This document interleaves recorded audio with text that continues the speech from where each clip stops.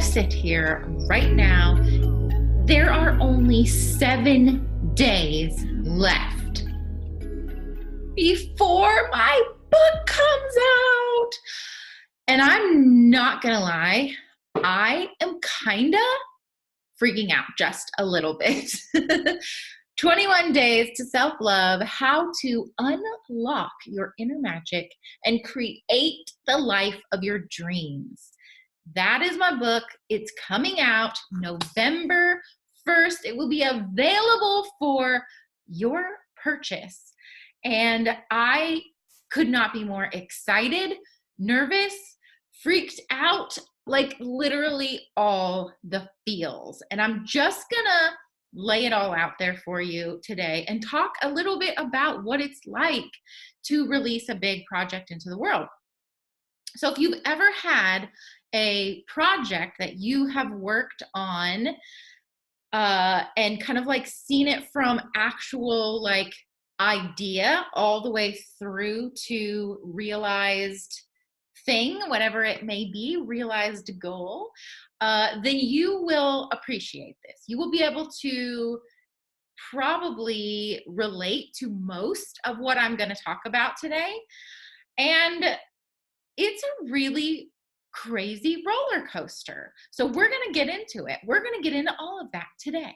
But first of all, welcome back to the Inner Beauty School podcast. I'm so glad that you're here, that you've stopped by, and that you're spending a little time with me today. It does not ever, I don't take that lightly that you are spending your time with me in this podcast. That's why I like to keep them really kind of short and sweet, or if they're longer, really valuable, because I value you and I value your time. I value my own time. So I want to make sure that you are getting the most out of our time together. So thank you. Thank you for being here. Thank you for listening. Thank you for watching. Let's get right into it. So I had this idea, maybe, I'm trying to think, maybe 2 years ago. 2 years ago? Yeah, it was almost 2 years ago. So, oh my goodness. Okay, so I have this idea to create, I don't even know, oh my gosh, I don't even know how to like talk about it because I'm seriously in the feels of it all. So let me take a moment, take a deep breath and center myself. Okay, so 2 years ago, I was very much in the beauty industry still, and really kind of going through this, I'm ready for something different. I'm ready for a change. I'm feeling pulled and called in another direction. And part of the other direction was all about this new journey that I've taken. It's all about healing worthiness wounds and raising self-esteem and self-worth so that I could accomplish the goals that I wanted to accomplish. And my whole purpose of doing it for myself was also to help other people. I had a desire to help other women not be so self-conscious, not be so stuck in their heads, not be so down on themselves or people pleasing or overwhelmed and anxious all the time, which is actually a piece of this, self-worth and the self-esteem. So I had this desire to kind of do a little bit something different from the beauty industry. And I loved being in the beauty industry. It taught me so much about running a business and kind of like the whole like psychology of women. But I realized that from where I wasn't going to be able to make the impact, the deeper impact that I wanted to make. Yes, I was still helping women feel confident. That was always a part of my goal.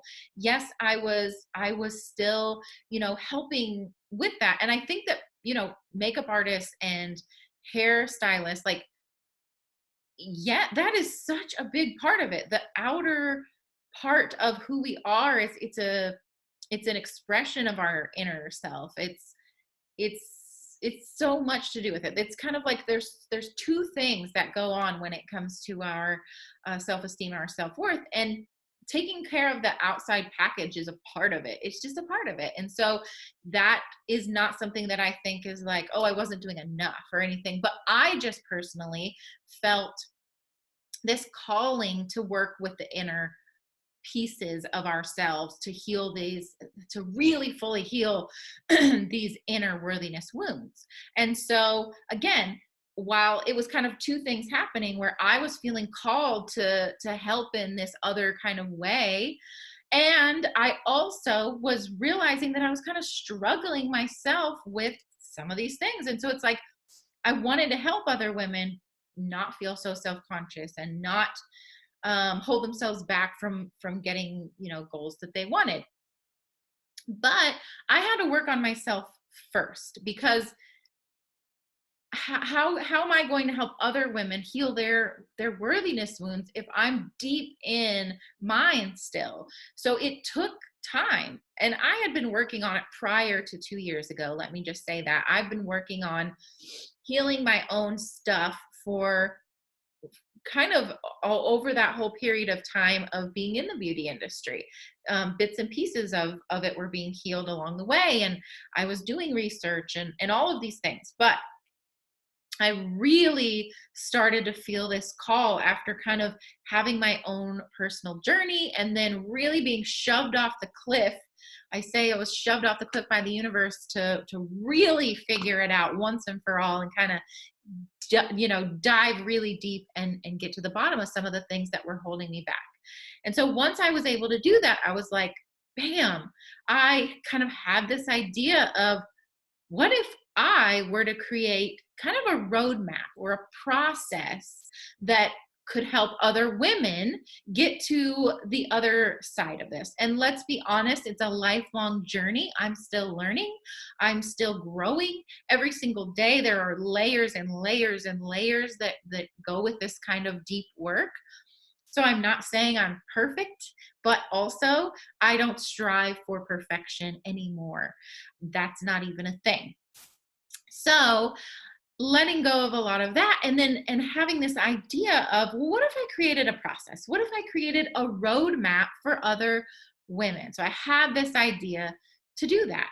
And I kind of started to flush it out a little bit and play with it. And I kept getting ideas for different aspects of this work, right? Because it's not one thing. It's not like if you work on this one thing, everything else will change. Although there are a few really key things, if you put in place, everything else kind of, the domino effect happens and everything else kind of falls into line as well. But I thought, what if I could put this together, this process, this roadmap, and what if it were easy to follow?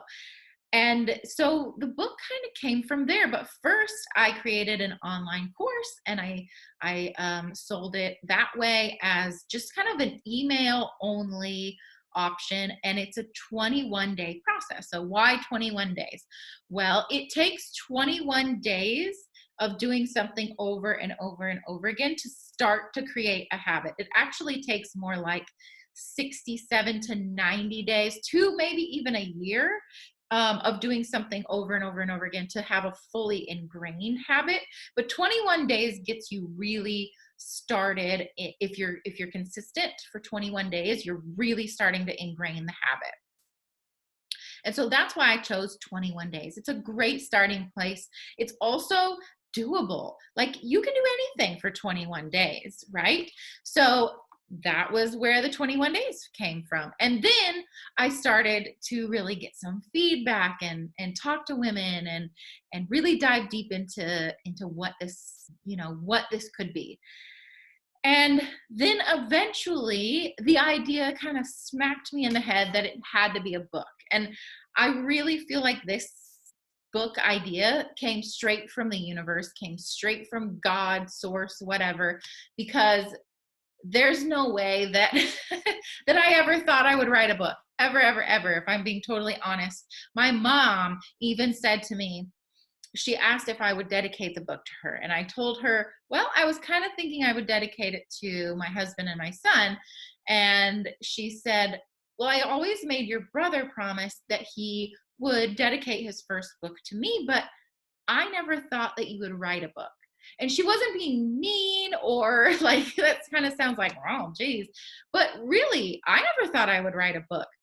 I just, she said she thought I was always a really good writer, but I just never had the desire to write a book. I never had anything in me that felt like it needed to be said that much until I did, until I felt the call to write this stinking book. And I say that because it took so much commitment, and there were all these things that popped up along the way. If you've ever created anything, you know that as you start to create it, these thoughts come into your mind about why you couldn't or why you shouldn't. And also, not only do the thoughts pop up, but you just kind of, there were times where in any creative process, I've noticed there are times where you feel like you are in the flow and things are just coming. And there are so many chapters in this book that I read now and I'm like, wow, like that must not have even been from me. It must have been like a divine intervention type of thing flowing through me because of how good it is. And then there are other chapters in here where I'm like, that one could have used a little bit of extra inspiration. Where were you? No. But do you see what I mean? Like, so I really think everything in this book is from my heart. I know it is. But there are pieces of the book that feel like they were divinely inspired, divinely downloaded. And so, but then there are other times where you're in the creative process and it just doesn't feel like it's flowing as well. It just feels like you get stuck, or you get a little bit even just resistant, right? Like Stephen Pressfield talks about this in his book, The War of Art. And he talks about how you can kind of get into this resistance when you're in the flow of a creative project and it stops flowing and you feel like you could just stop. Like, it's just like, well, maybe it wasn't meant to be. And really what needs to happen is that you have to get kind of a little bit more, what's the word, disciplined with yourself and your creative process or your writing process or yourself. You have to have some self-discipline to go, even though it's not flowing today, I'm sitting my I'm sitting my booty in this chair and I'm not leaving until I write at least one chapter or whatever it is. So there are this kind of like roller coaster that you go through where it's like, oh, it's flowing, I got this idea, it's amazing, and you're like in this just like whirlwind of awesomeness, and then all of a sudden it just stops and you're like, I don't really feel like doing this today, or it's just not flowing, and you can kind of talk yourself out of finishing the project.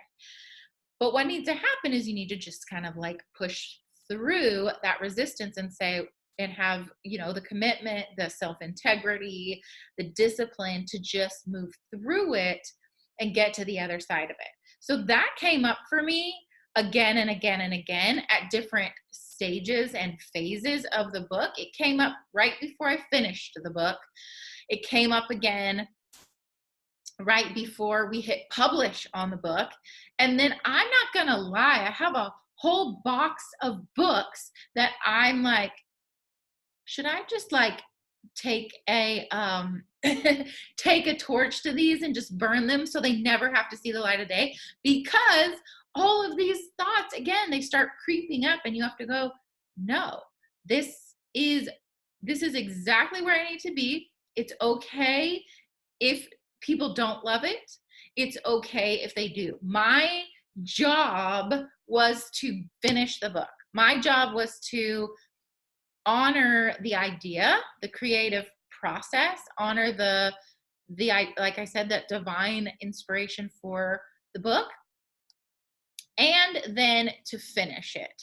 Whatever happens from here is kind of out of my hands. I'm like releasing it into the wild and letting it be. And also knowing that I did write the book from my heart and from, an open heart and from a place of truly wanting to be of service and wanting to give back to other women and show that this is actually possible. You can actually heal the places in your heart and soul that may need to be healed, that you're not broken.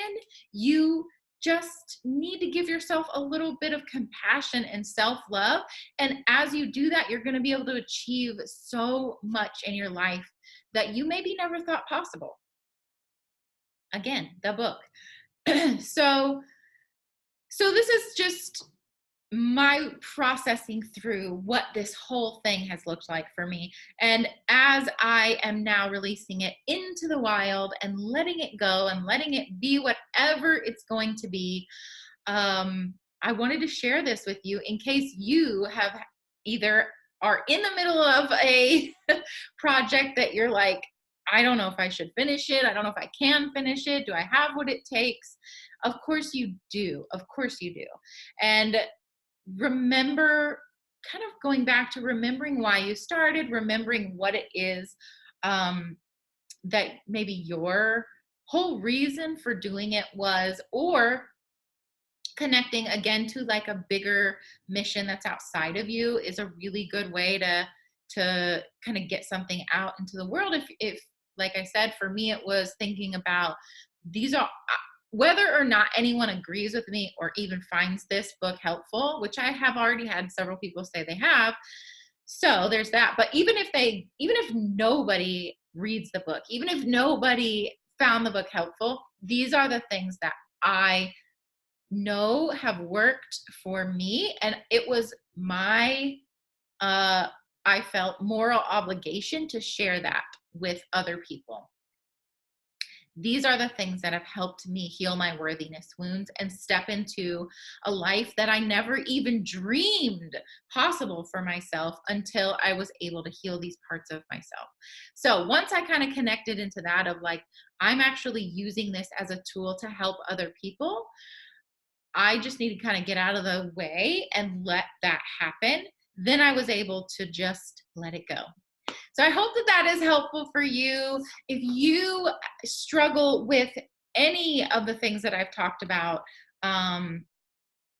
even if it's like, I'll read you on the back kind of like what I talk about, but some of the biggest things that self-love can help with and healing these things and boosting your self-esteem and worthiness are reducing stress and overwhelm, and boosting your self-confidence. You stop caring so much about what people think of you. You stop second guessing yourself all the time. You're able to take bolder, more courageous action toward your goals and dreams. And then the whole idea behind it is that you get to live a life that you choose, a life that you choose versus just playing with the cards you're dealt, because you actually are a magic maker. You do not have to go through your life being a discouraged goal chaser and feeling like you never get what you want, feeling like your life is just happening to you. No. Once you unlock the self-love, once you really step into self-confidence and self-belief, then so much more becomes possible for you. And you actually are then put in the driver's seat of your life. You get to take responsibility for everything that happens in your life and make it what you choose to make it. So I hope you pick up a copy of my book. Let me know if you have any questions or any questions about the whole creative process. I love to talk about this. I love to take this beyond the episodes. So please come over to my website or Instagram at Sarah Drury, and I would love to continue this conversation. Thank you so much, and I will talk to you soon.